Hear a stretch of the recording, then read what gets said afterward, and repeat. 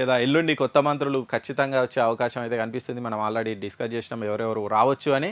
అందులో 3 పేర్లు already confirm అయినాయట. దాంతోపాటు పీసీసీ చీఫ్ కూడా దాదాపు కన్ఫర్మ్ అయినట్టు తెలుస్తుంది. మహేష్ కుమార్ గౌడ్‌కి ఇస్తారు అన్న వార్తలైతే వస్తున్నాయి. చూడాలి మరి. ఎందుకంటే ఆయన ఖర్గేని కలిసిండు ఈరోజు. దీంతోటి ఆయనకే పీసీసీ చీఫ్ పదవి ఇస్తారని ప్రచారం నడుస్తుంది. ఇక ఇప్పటికే 3 మంత్రి పదవులు క్లారిటీ వచ్చినాయంట. ఇంకో 3 కూడా త్వరలోనే క్లారిటీ వస్తాయట.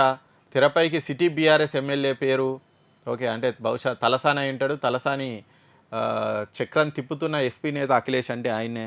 మరి అఖిలేష్ యాదవ్ ద్వారా తలసాని వెళ్ళి మరి మంత్రి పదవితోనే వస్తాడా అనేది కూడా చూడాలి. ఆల్రెడీ దానం కూడా ఆ లిస్టులో ఉన్నారు. మరి దానాన్ని పక్కకు పెట్టి తలసానికి ఇస్తారా అనేది కూడా చూడాల్సింది.